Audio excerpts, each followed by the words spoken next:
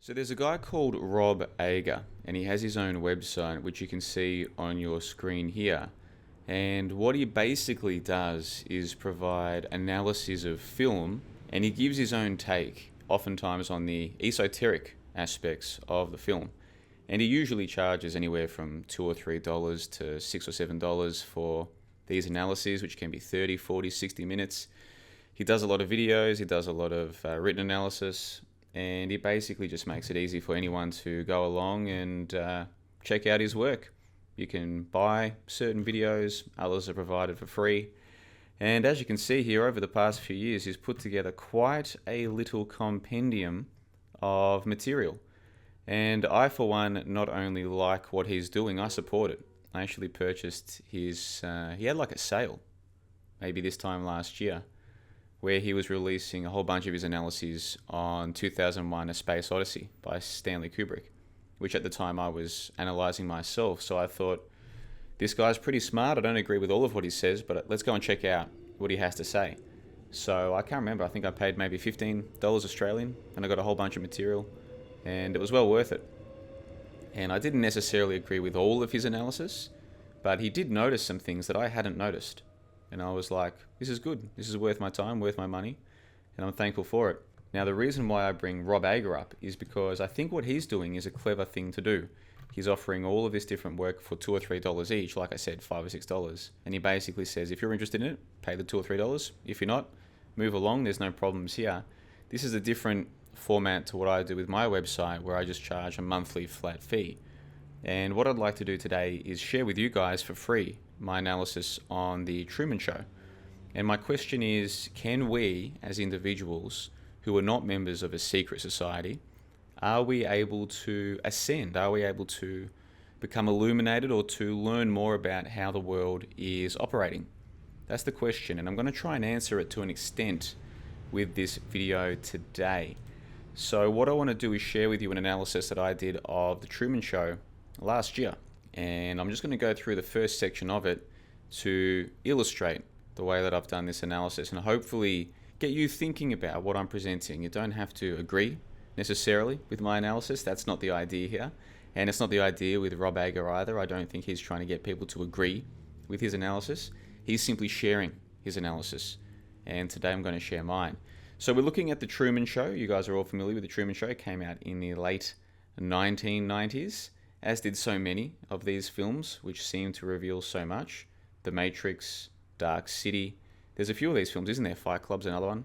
They came out all around the same time, just a year or two before September 11. So let's quickly go through this analysis. It's based on images, screenshots that I took from the film.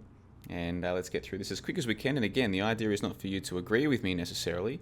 This is just to get you thinking about the film and maybe what the film was trying to tell us if we were paying attention. So the first one here, day 10,909. Note that the story begins at day 10,909, making Truman slightly less than 30 years old. There is something more significant to this number, which we will revisit later in the series. Moving on. Truman leaves for work in the morning. His house is number 36, which can be interpreted as 3 sixes or 666. He gives a warm but seemingly put on or fake morning greeting to his neighbours. We later learn that this is a house of lies, figuratively and literally speaking. Within a lie system designed to entirely deceive him, this is Truman's home. His own wife is an actress, and effectively one of those ladies. Their marriage a sham. She crossed her fingers when reciting her wedding vows. Truman's wife even has a penchant for surreptitiously promoting household products while in conversation with him. Their conversations are not conversations, but merely a platform for tacky advertisements. Truman therefore lives in a house of lies. After reciting what the audience is led to believe is Truman's own organic catchphrase, in case I don't see ya, good afternoon, good evening, and good night, he lets out an animated laugh. The entire interaction appears to be a performance. Even though Truman is not in on the lie, he plays his part in it. We are shown this as our introduction to his character. In front of his house of lies, Truman is taking part in the facade, unaware that his own acting is overshadowed by every single other human with whom he interacts. As he walks towards his car, Truman is interrupted by a conspicuously named dog, Pluto. Suddenly, an object falls from the sky. Truman walks out to inspect the object. Note that even though it is in the shadow, the object is illuminated. In normal circumstances, this ought to be physically impossible. If the object were catching light from the sun, it would be casting a shadow of its own, which we do not see.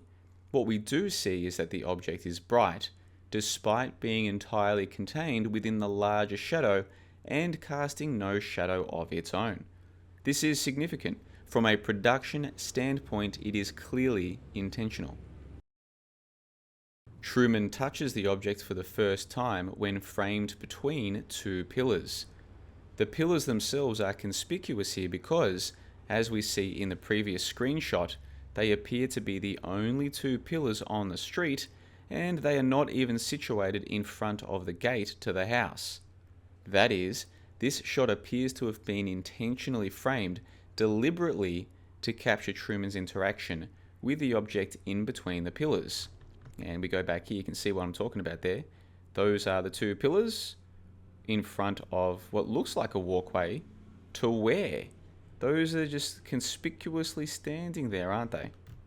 And then we see a shot through the pillars. We see Truman first touch this light in between the pillars. And when he does that, of course, it's 3 minutes 33 seconds. Oh yeah, and also, this shot also confirms what I said before. Remember how I said that this was illuminated, but it shouldn't be? Why is that light illuminated? Well, look, when he goes to touch it, yes, it is in the shadow. So this illumination of the light is there for a reason, is what I'm getting at. Now, we learn that the object is Sirius from the constellation Canis Major, the dog star. A detailed explanation of the significance of Sirius is given in my Route 91 Occult Ritual and Truman, which is available to full members. Now, the fallen light which gives Truman his first indication that his world is not what he thought it was is Sirius, the dog star. Okay, think about that. Sirius, the dog star, is his first indication. So we see a puzzled Truman. He seemed so in character when interacting with his neighbors in front of the House of Lies. Now he is on the road, his feet standing in the shadow, his hands touching the light, and he looks to the heavens above, wondering. This close-up gives us our first look at the real, unscripted Truman. Now the camera shows us Truman's perspective. And what does he see? An empty sky, but what else? A single light atop a single pole, almost like a pillar. And notice how bright the light appears to be, given that it is daytime and the light does not appear to be on. This is the third significant pillar we have seen, and the first to feature an obvious light or illumination above it. And here we see a first-degree tracing board from Freemasonry. 3 pillars, and above one pillar is a bright light. On his way to work, the radio news claims that an airplane has suffered some kind of technical difficulty above the town in which Truman lives. This is supposed to explain away the experience Truman just had. The news presenter asks if anybody, i.e. Truman, wants to fly. Truman answers, ostensibly to himself, nope, and yet the radio announcer reacts positively. Good. Whether by accident or by design, Truman was given an obvious sign that something was not quite right, and yet still he is failing to see the other signs that are right in front of him. We're shown an establishment shot of the town centre where Truman's work office is located. And then we see a man purchasing a magazine from a newsstand. The title, Dog Fancy. We see that most of the magazines available are of the very same title, Dog Fancy. Dog Fancy, after Truman has just been jolted by the dog star. After being accosted by a dog, with the same name as a well-known light in the sky, i.e. Pluto. And you can see that, dog fancy. Dog fancy, dog fancy, dog fancy. Now, what are the odds of that? Now, I'll skip to the central thesis of this analysis. These magazines are not signs for Truman that he's living a lie. They are signs for us, the audience, that Truman's signs are planned in advance. That is, the car radio incident will not be an accident. The appearance of his father will not be an accident. The revelation of the wedding photos, brought out by viewing by his wife, mother, will not be an accident. Truman is undergoing a deliberate initiation ritual. He is supposed to eventually see the signs. This could not be clear to the audience on first viewing of the film. Only with the benefit of hindsight do these clues stand out. That is, only those who demonstrate a faith or devotion to deep esoteric analysis of the symbols will ever recognize the cryptic alphabet of signs littered throughout this film. Now remember that Truman first touched Sirius between the pillars, and yet he remains oblivious. Now I'm going to skip through the rest here. This is in the analysis that you can see for yourself. Basically, Kaiser chicken, Kaiser means king, free-range chicken. Free-range chickens are chickens that think they're free or are supposedly more free than usual, but ultimately they're being contained within a small system, just like Truman. And despite the fact that he's been given all the signs, he's even being pushed in front of the signs, Truman remains oblivious. Now I then offer some quotes from Manly P. Hall and other esoteric guides or people who have things to say that might be interesting. I'm going to leave my analysis there. Like I said, you can read this for yourself on my website. Now I mentioned Rob Ager and how he's releasing his pieces one by one, a few dollars for each, and I like that system. I'm planning to move to that system myself eventually, but right now what I do is I make these pieces available. Often a lot of them are for free, but the ones that are paid, the ones that are exclusive to the website, I make them available, all of them, for a one-off monthly fee of $20 Australian per month, which is about $16 a month at the moment. So what I plan to eventually do is to also release material from my archive at $2 or $3 or $4, depending on the piece, per item. However, every single full member of my website will always receive every single video as soon as it is released, and they'll be in the credits of the video. So what I'm saying is that eventually I'll have something similar like this to Rob Ager, where he's got all of his pieces there for you to buy individually.